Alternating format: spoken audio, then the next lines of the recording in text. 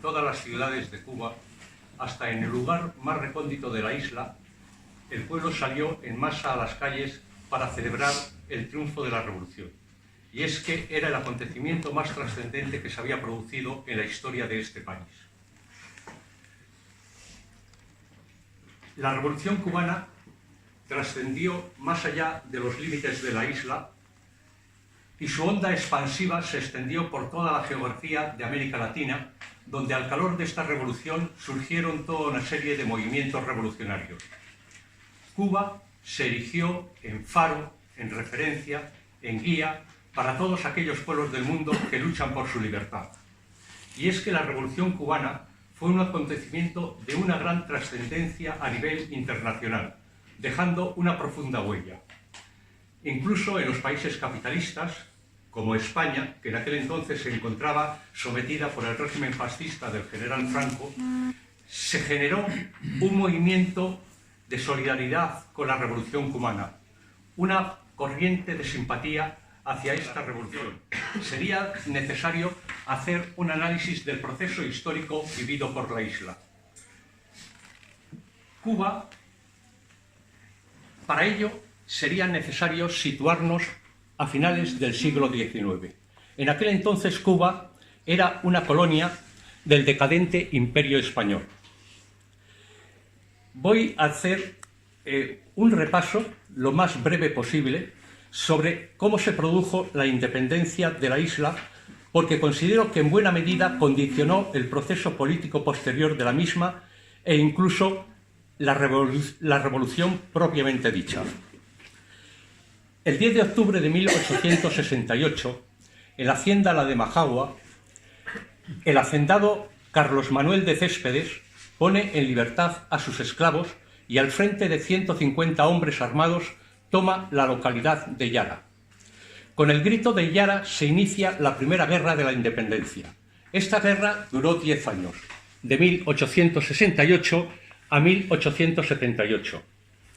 Las divisiones internas en el campo independentista, la falta de una dirección política y, en última instancia, la superioridad de las armas españolas terminaron imponiendo la paz del Zanjón, por la cual los rebeldes entregaban sus armas a cambio de una serie de concesiones y la promesa, que nunca se cumplió, de una autonomía de la isla con respecto a la metrópoli.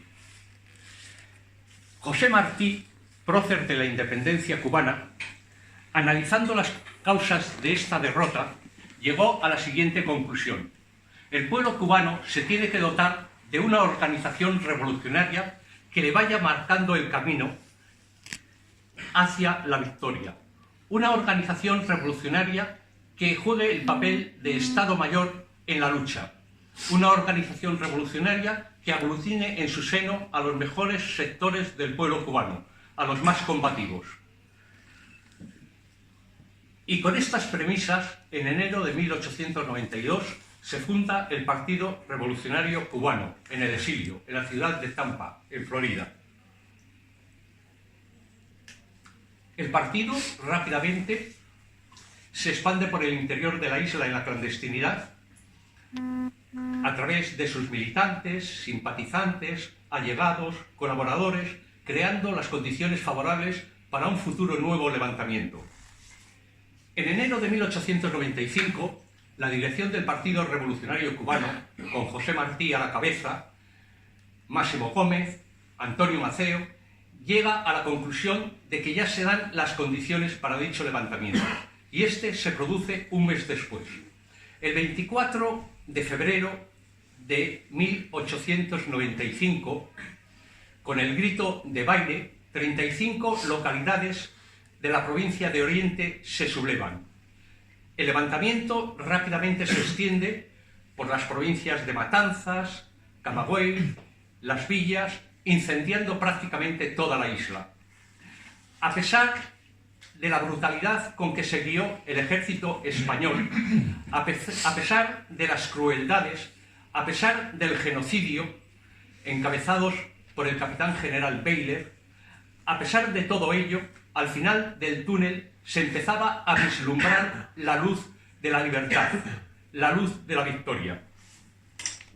Es en estas circunstancias cuando los Estados Unidos que ya desde hacía tiempo habían manifestado ambiciones expansionistas con respecto a la isla, buscan una justificación para interferirse en el conflicto.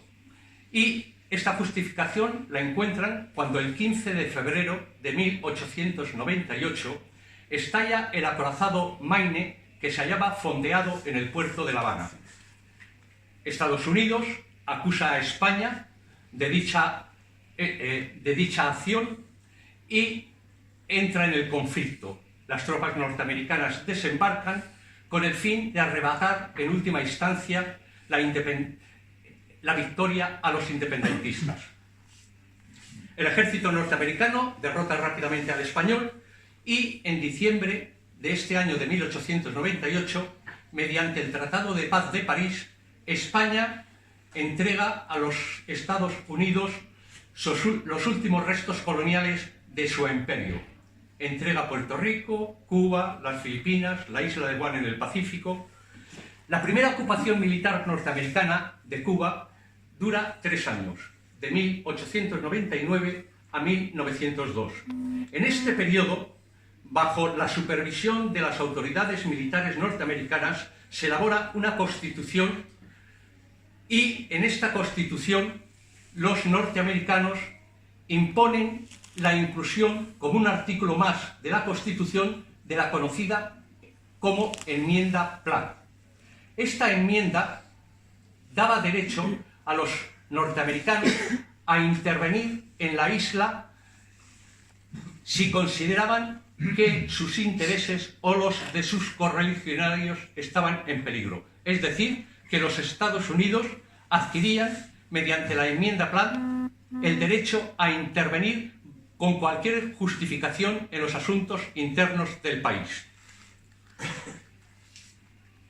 El 20 de mayo de 1902 se proclama la independencia de la República intervenida.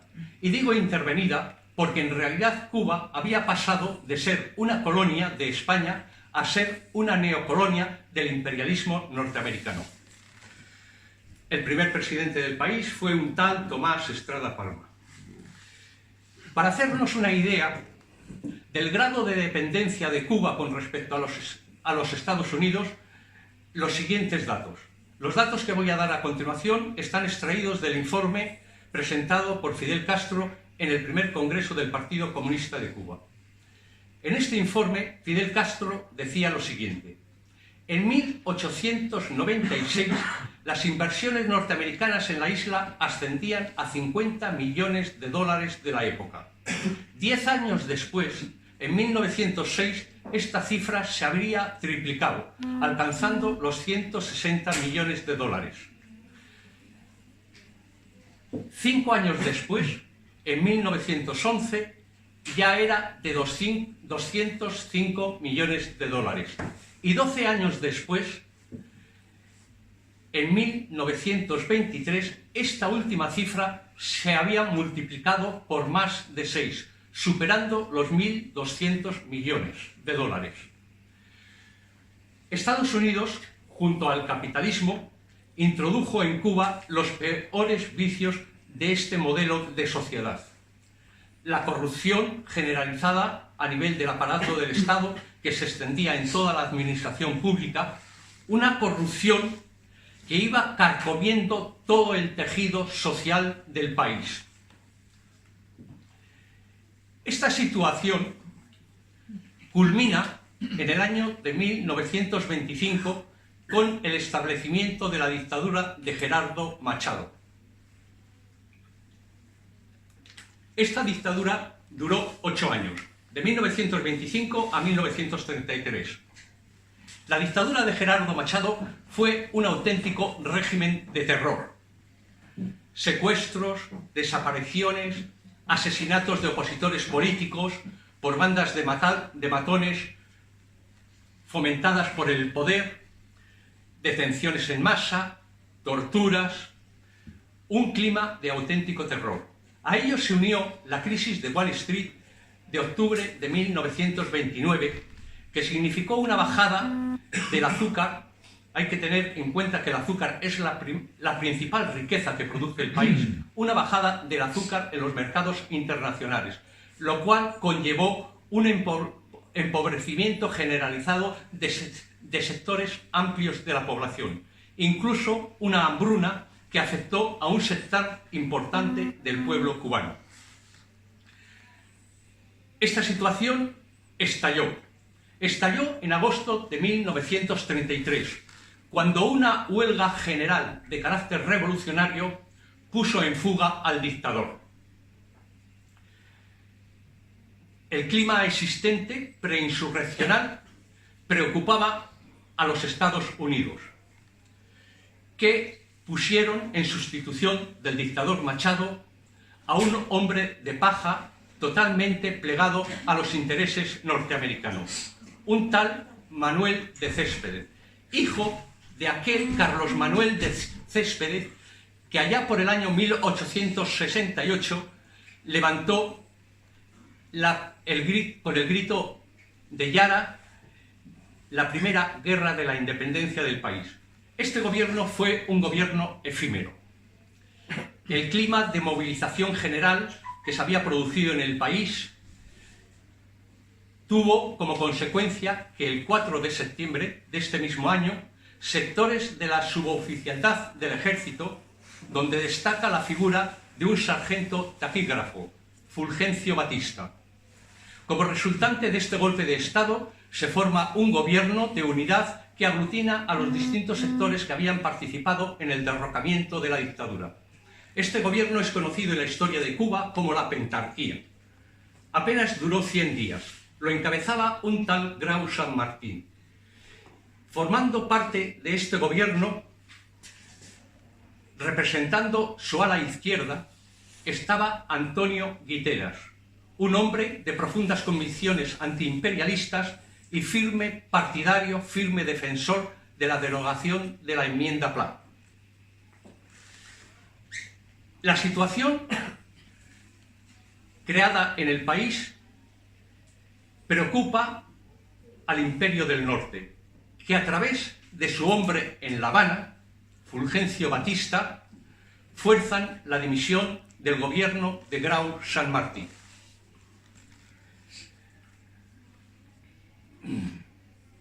Se suceden toda una serie de gobiernos. El propio Batista ejerce la presidencia del país entre 1940 y 1944. En 1944 a 1948 le sustituye Grau San Martín y de 1948 a 1952 Pío Socarrás. A cada cambio de gobierno, a cada cambio de presidente, la situación empeora. La corrupción se eleva un escalón más. Las desigualdades sociales se acentúan. Las contradicciones de clase adquieren cada vez un carácter mucho más agudo. El empobrecimiento de la población cada vez adquiere dimensiones más insoportables. Por describirlo de alguna manera,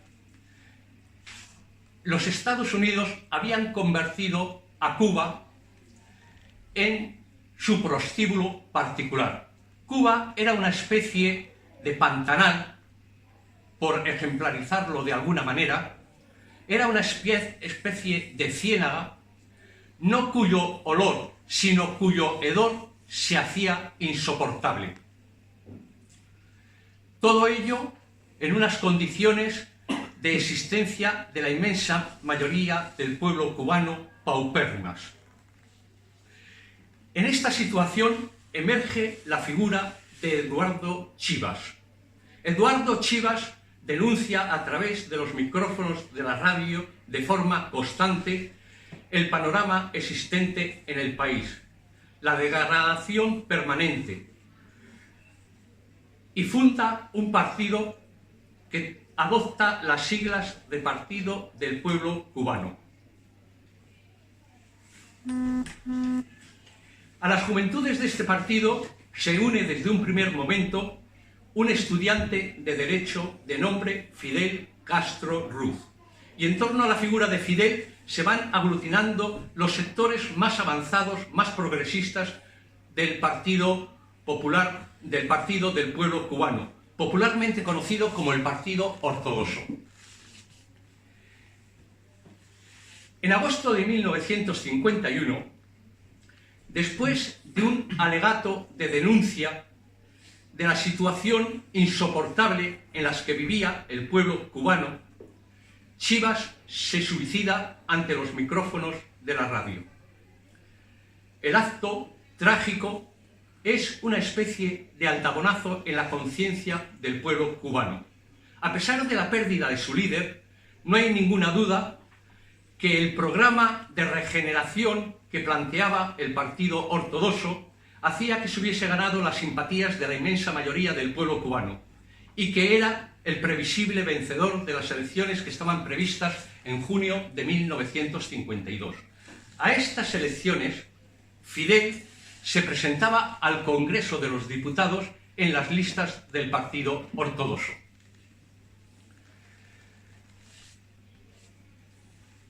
Estados Unidos,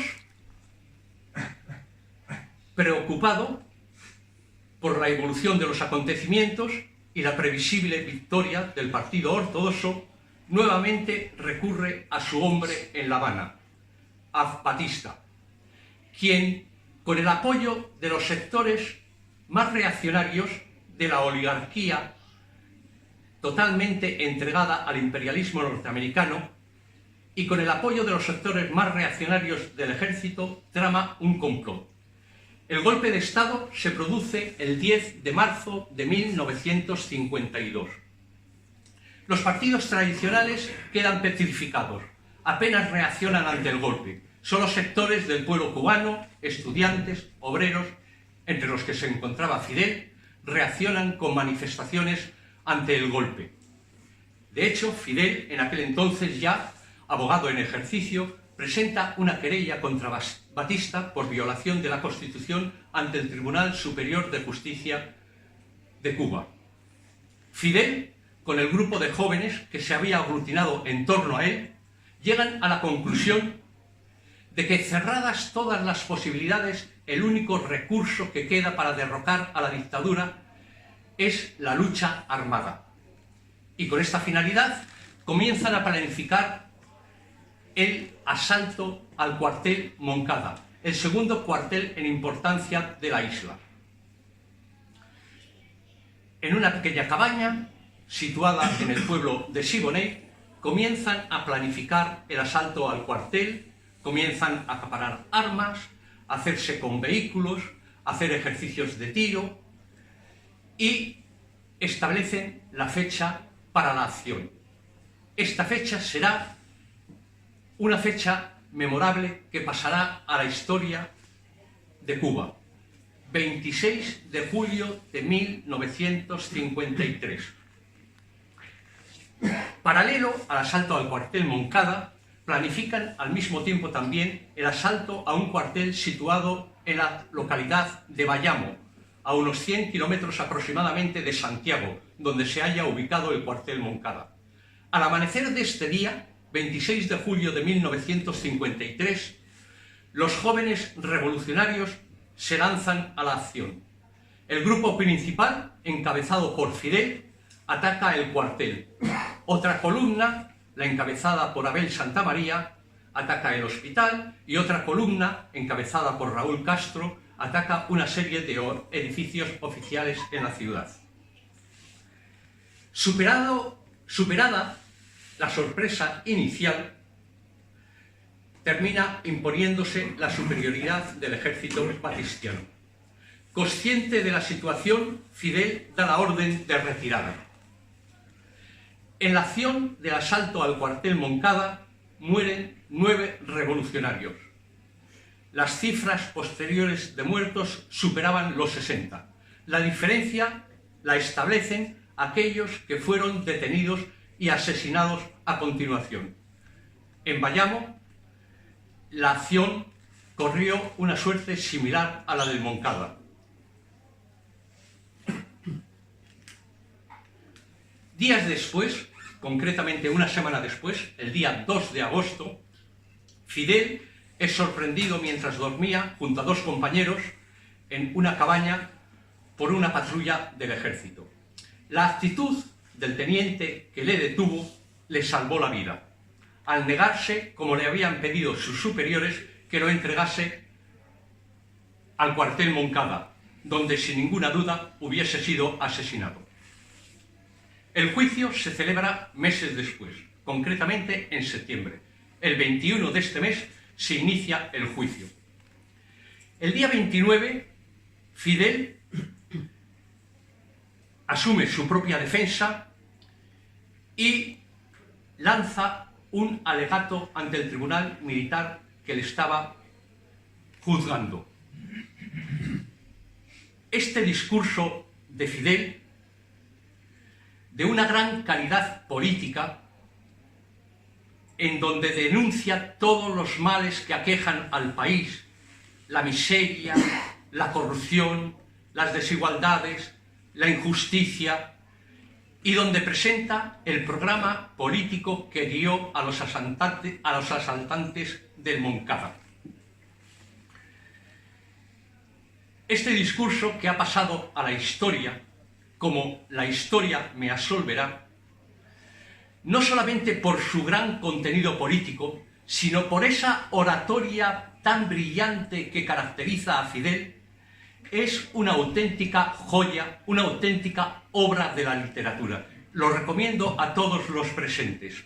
La historia me absolverá, porque con esas palabras concluyó el alegato en su defensa ante el tribunal militar que lo estaba juzgando. Vosotros me condenáis, la historia me absolverá. El 6 de octubre, estamos en el año 1953, se pronuncian las sentencias. Fidel es condenado a 15 años de prisión, su hermano Raúl a 13 años y a distintas penas de prisión el resto de los procesados. Serán confinados en la isla de Pinos, actualmente Isla de la Juventud. Un gran movimiento en la isla en favor de la amnistía, la presión internacional y al mismo tiempo Batista, tratando de lavar la imagen tan deteriorada de la dictadura, se ve forzado 19 meses después, en mayo de 1955, de promulgar una amnistía que pone en libertad a los presos del Moncada. Salen de prisión, pero Fidel, consciente de los riesgos que corría su vida y constantemente acosado por la policía, opta, con otros de sus compañeros, por el exilio voluntario en México. En México empiezan a reunirse nuevamente los supervivientes del Moncada, junto a otros que se les incorporan, entre ellos un joven argentino de nombre Ernesto, que pasará a la historia con el sobrenombre del Che Guevara. Con la ayuda de un militar republicano español que estaba exiliado en México, comienzan a planificar dar continuidad a la obra iniciada en el Moncada. Comienzan a planificar el regreso a la lucha para continuar la lucha armada contra la dictadura de Batista. Comienzan a acaparar armas, a hacer ejercicios, ayudados por este militar español, y adquieren un yate desvencijado de nombre Granma. Cuando consideran que ya se dan todas las condiciones, inician la epopeya del desembarco. Parten del puerto de Tuxpan, en México, el día 25 de noviembre de 1956. Tenían planificado hacer coincidir el desembarco en la isla con un levantamiento en la ciudad de Santiago, capital de Oriente, donde Fran País, dirigente del movimiento 26 de julio, que es el nombre que habían dado a su movimiento, pretendían realizar un levantamiento simultáneo con el desembarco de los rebeldes. Las condiciones en que se realizó la travesía, el peso excesivo que tenía que soportar el yate, retrasó la fecha prevista del desembarco. Esta se produjo el día 2 de diciembre. 2 días antes se había producido el levantamiento en Santiago, que fue rápidamente aplastado por el ejército. El 2 de diciembre se produce el desembarco en una zona de la costa, pantanosa, con grandes dificultades, y días después, el 5 de ese mismo mes, 5 de diciembre, son sorprendidos por el ejército de Batista que les esperaba. Se produce un combate. En este combate mueren 3 de los desembarcados. Finalmente, el número de muertos fue de 21. El resto fueron asesinados después de haber sido detenidos. Los supervivientes se encaminan hacia las estribaciones de la Sierra Maestra. En el punto de encuentro establecido en el Pico Turquino, en la chabola de un campesino que colaboraba con los rebeldes, se encuentran 12 supervivientes. Una semana después ya eran 21. 6 de los desembarcados que se habían perdido por la sierra se incorporaron a lo largo del año 1958. La dictadura extendió la noticia de que Fidel y su grupo había sido exterminado. En febrero, ya estamos en el año 1957, en febrero de 1957, un corresponsal del periódico de mayor tirada de los Estados Unidos, el New York Times, llega hasta la sierra y realiza una entrevista a Fidel. La publicación de esta entrevista en los Estados Unidos levanta una corriente de simpatía hacia los rebeldes de la sierra entre la opinión pública norteamericana. Y al mismo tiempo, la noticia de la entrevista se extiende por el interior de Cuba y el pueblo ve que en realidad los rebeldes siguen en la sierra, que no habían sido exterminados tal como había propagado la dictadura. El 13 de marzo de este año, de 1957, se produce un acto espectacular y heroico a la vez. Una cincuentena de jóvenes aglutinados en una organización que tenía por nombre Directorio Revolucionario y encabezados por José Antonio Echevarría, Faure Chumón y otros, asaltan el Palacio Presidencial con el fin de dar muerte al dictador. Batista huye y los asaltantes son masacrados. Pocos sobreviven. Esto produce una fuerte conmoción en el pueblo cubano. En mayo se produce el combate hasta ese momento más importante entre los guerrilleros de la sierra y el ejército batistiano. En este combate, conocido como el combate del Ubero, el ejército batistiano, que carecía de estímulos morales para el combate, al contrario que los guerrilleros, que estaban estimulados por la fuerza moral que te da el saber que defiendes una causa justa, derrota al ejército de Batista. El ejército de Batista retira los pequeños cuarteles que tenía diseminados por la sierra como consecuencia de esta derrota, y esto permite establecer un amplio territorio liberado. En julio, el 30 de julio de este mismo año, Frank Pais, un líder que tenía una gran popularidad, miembro del movimiento 26 de julio en la ciudad de Santiago, es vilmente asesinado. Este hecho provoca una gran repulsa. Su entierro, su funeral, se convierte en una gran manifestación de masas como hasta entonces nunca se había conocido, e incluso trae como consecuencia una huelga general en la ciudad de Santiago que se extiende por todas las ciudades colindantes. El malestar generalizado existente incluso afecta al propio ejército de Batista. A primeros de septiembre se produce el levantamiento de la base naval de Cienfuegos. El ejército Batista reacciona con una brutalidad inusitada.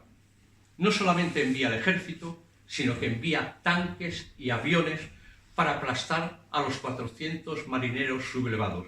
La mayoría de ellos mueren. El ejército de Batista no solamente bombardea la base naval, sino que incluso bombardea la ciudad y ametralla a la población civil. Al final, más de 600 muertos, una auténtica masacre, un verdadero genocidio. La guerrilla ya no son un grupo de guerrilleros desarrapados que deambulan por la sierra.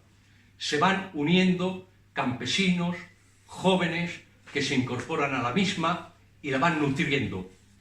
Ya no es una guerrilla, es un auténtico ejército y adoptan el nombre de ejército rebelde. Entramos en el año 1958, año decisivo para el desarrollo de la revolución. El movimiento 26 de julio no solamente actúa en la sierra, sino que ha extendido su red por las ciudades y realiza acciones espectaculares, como por ejemplo, en febrero de este año de 1958, un comando del movimiento 26 de julio secuestra a Juan Manuel Fangio, que era en aquel entonces el campeón del mundo de automovilismo y que se había desplazado a Cuba con el fin de participar en una carrera. Este hecho, debido a la personalidad del secuestrado, de Fangio, hace que la existencia de la lucha guerrillera se conozca más allá de las fronteras de Cuba y adquiera una trascendencia a nivel internacional.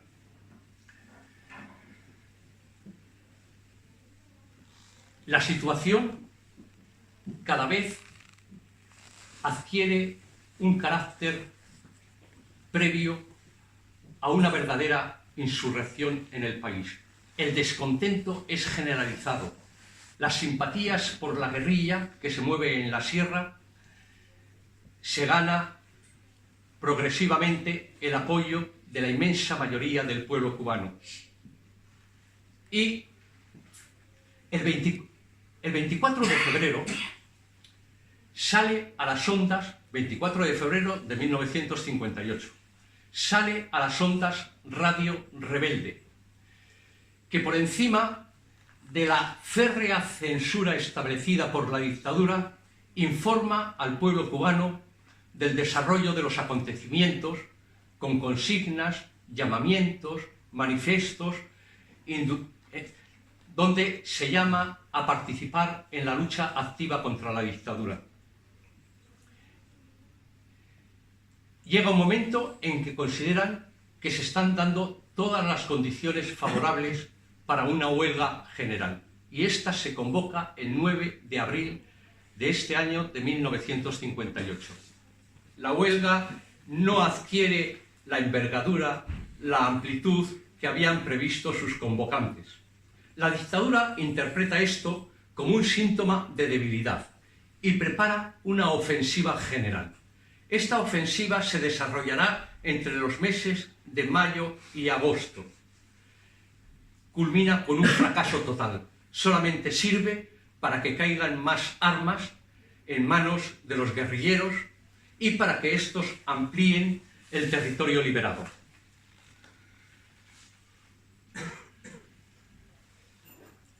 Se crean nuevas columnas guerrilleras encabezadas por el Che, por Camilo Cienfuegos, por Almeida, por Raúl Castro, y se crea un nuevo frente en las montañas del Escambray, en el centro de la isla. Fidel da la orden de que las columnas encabezadas por Camilo Cienfuegos y el Che se dirijan en dirección a la provincia de Las Villas, a la Sierra del Escambray, con el objetivo de dividir la isla en dos y bloquear al ejército de Batista.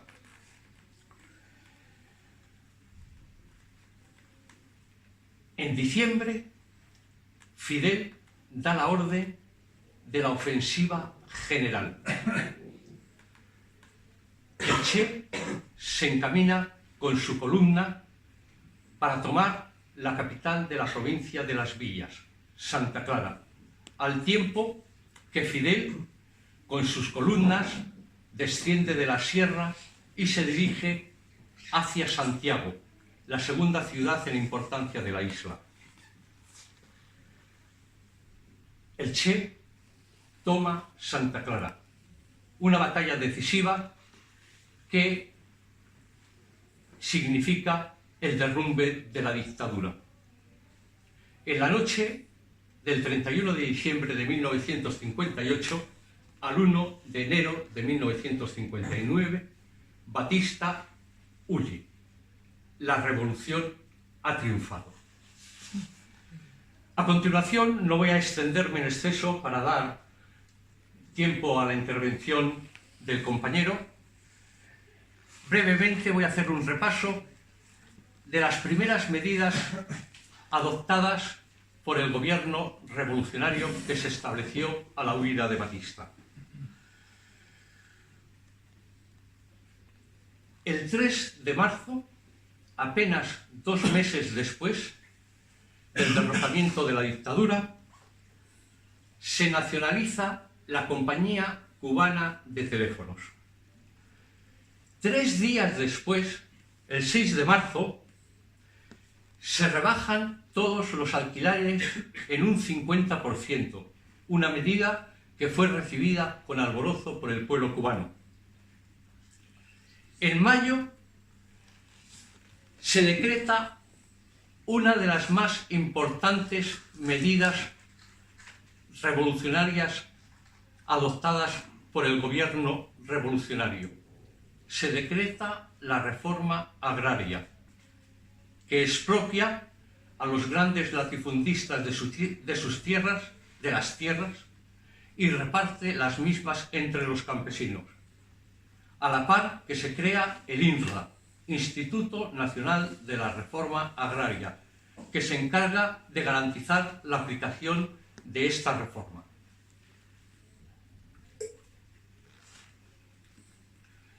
En octubre se fundan las milicias nacional revolucionarias, que tienen por objetivo hacer frente a la contrarrevolución que a través de sabotajes, asesinatos de alfabetizadores y múltiples actos trata de minar el proceso revolucionario en marcha.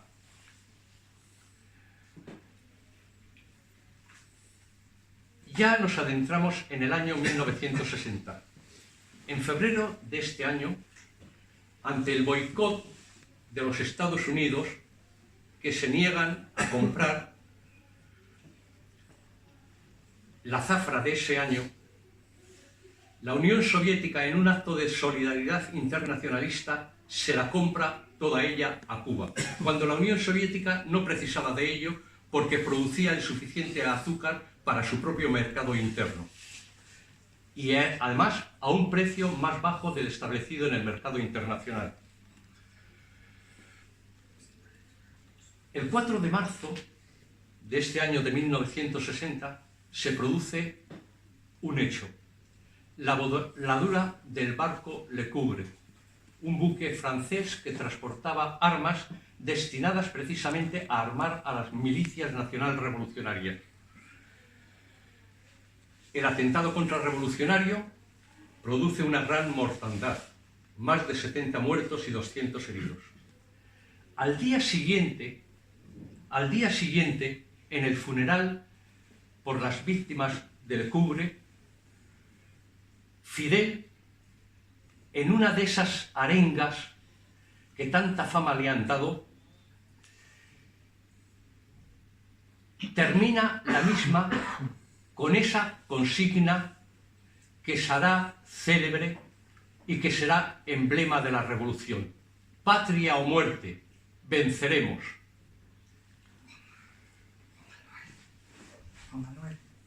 Sí, voy a cortar lo máximo posible. Cuba establece relaciones con la Unión Soviética.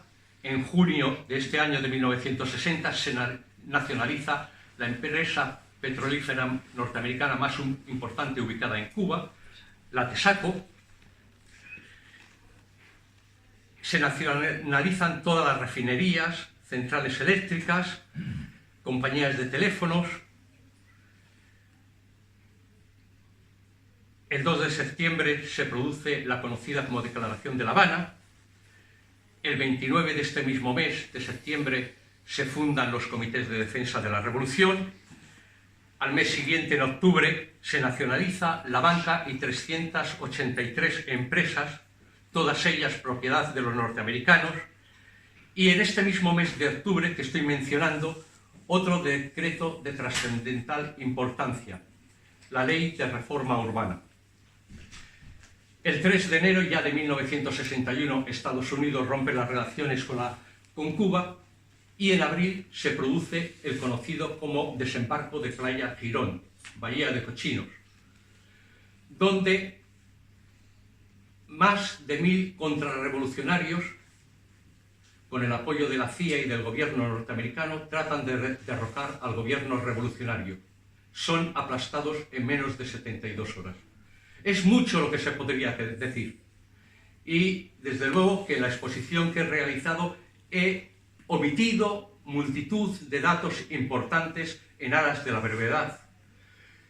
Yo no voy a ir más allá con el fin de permitir que el compañero cubano está en mejores condiciones que yo para hablar de su propia patria y de la revolución cubana, que por cierto es la revolución de todos aquellos que la defendemos. Culmino con esto y le doy la palabra al compañero. Muchísimas gracias.